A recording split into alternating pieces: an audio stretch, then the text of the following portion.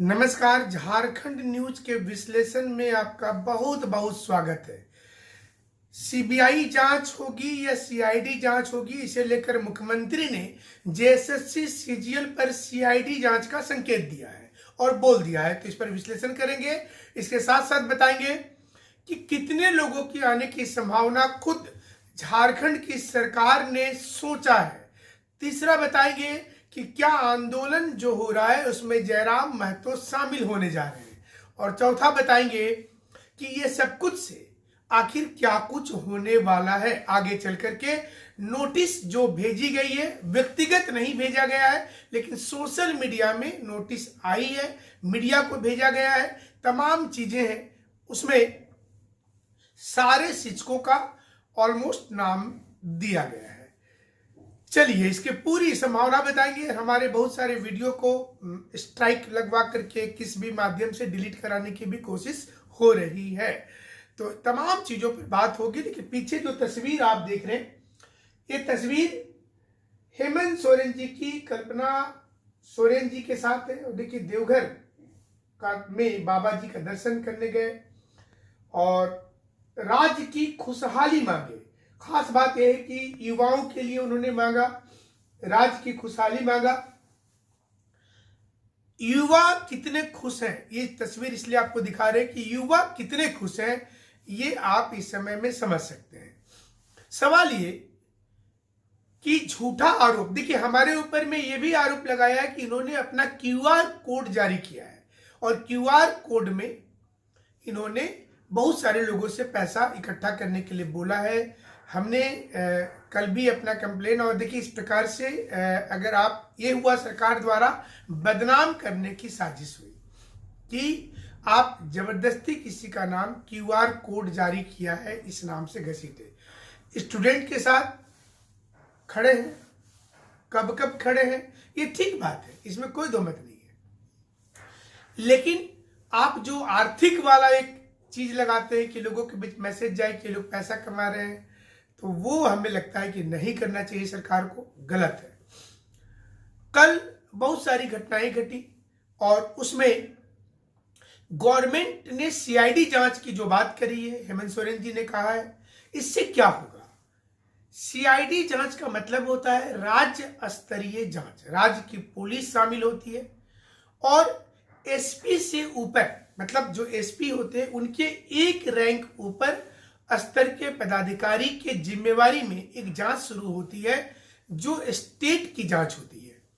इसमें पुलिस मुख्यालय की ओर से जो निवेदन दिया जाता है, अभी तक जो साक्ष्य है, इसी साक्ष्य के आधार पर जांच आगे बढ़ती है।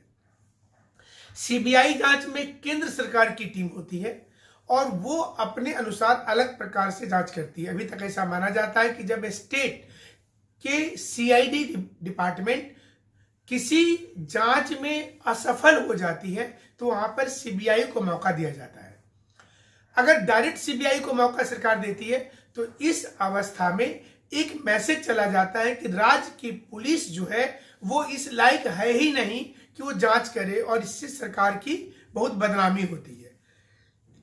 इसलिए कोई भी सरकार चाहती है कि पहले वो सीआईडी को जांच दे, लेकिन यहां पर झारखंड सरकार की बदनामी पहले से हो रही है, तो इसलिए झारखंड सरकार को विचार इस समय में कर लेना चाहिए कि उसे करना आखिर क्या है।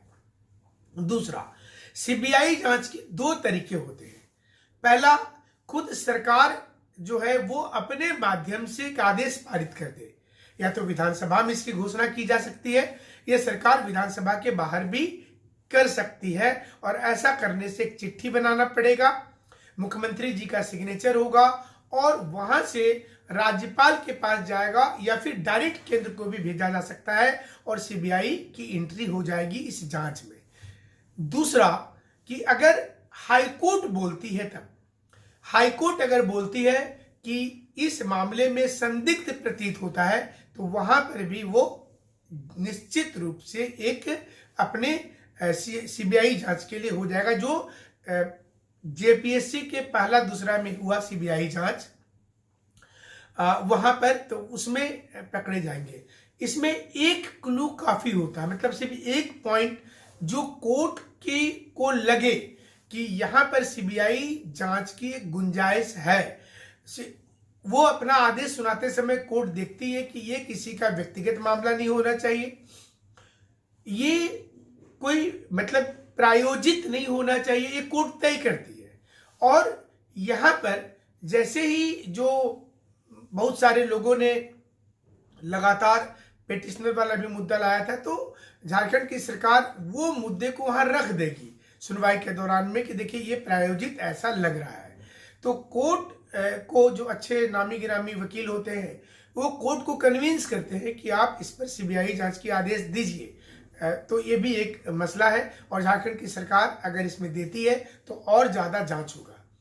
अब आपको इसका एक और पक्ष बताते हैं, चूंकि इस आंदोलन में सीधे तौर पर कई शिक्षकों का नाम दिया गया है, हमारा भी है, और इसके साथ साथ जेल केएम को प्रमुखता के साथ दिया गया। मतलब जो पुलिस की आरोप पत्र बनाई गई है उसमें जेल केएम का नाम और बीजेपी आजसू, ये 3 पार्टी का नाम है।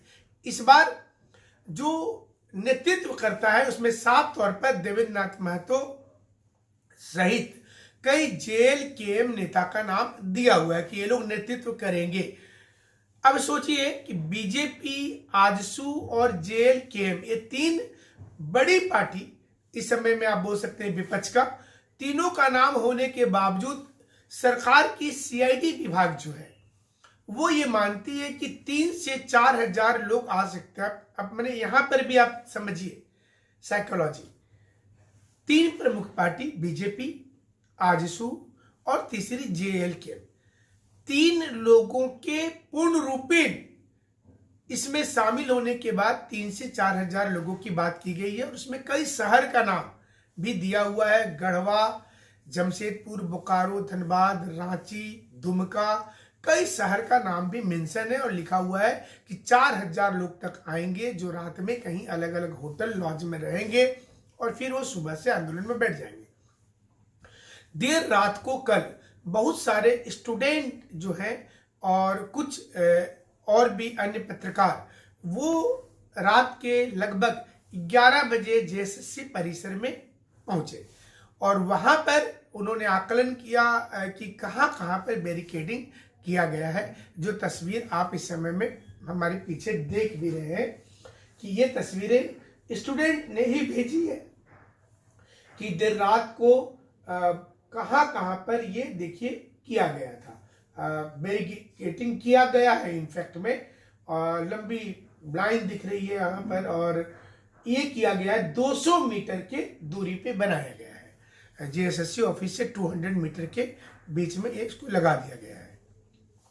इसी बीच में कल देर शाम को उस टेबल का निर्धारण किया गया, 5 टेबल का, जिसमें डॉक्यूमेंट वेरिफिकेशन किया जाएगा। मतलब अब सरकार भी ईगो में ले ली है कि हम पीछे नहीं हटेंगे और वहां पर अधिकारियों के नाम भी बताए गए हैं कि कौन कौन अधिकारी इसमें शामिल हो रहे हैं। तो ये इस समय में सरकार की ओर से किए गए जो उपाय है उस पर बात कर रहे हैं। क्या सीआईडी जांच से स्टूडेंट और छात्र नेता खास करके क्या वो कन्विंस्ड होंगे, क्योंकि ये बड़ा सवाल हो रहा है। और जो कि हम विश्लेषण करते हैं, हमारे ऊपर सरकार का जो आरोप लगाना, थाना से फोन करवाया जा रहा है बार बार, कल 6-7 बार फोन आ गया, परसों फोन आया था, तो ये चीज है, आज थाना में जाएंगे भी। तो ये हमें लगता है कि पूरी की पूरी प्रेशराइज पॉलिटिक्स है और इससे सरकार को बचना चाहिए था।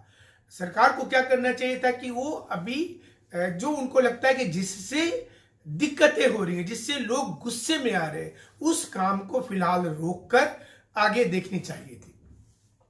17 तारीख को कोर्ट में सुनवाई भी है और जो हमारे रेस्पेक्टेड शिक्षकों ने उसमें आवेदन दिया है कोर्ट में, उनके पास पूरी वीडियो है और उन्होंने वीडियो कोर्ट को दिया भी है। कोर्ट ने इस पर जांच भी किया है और हमें ये पूरा उम्मीद है कि कोर्ट अक्सर स्टूडेंट के पक्ष में फैसला देता है, इसमें भी देगी, कोर्ट स्टूडेंट के पक्ष में देगी। और वो वीडियो, चूंकि जो हमारे रिस्पेक्टेड शिक्षक है उन्होंने कहा है कि वीडियो 100 नहीं 200% सही है, तो और किसी चीज को सोचने की कोई जरूरत नहीं है, स्टूडेंट को उसी दिन में फैसला हो जाएगा।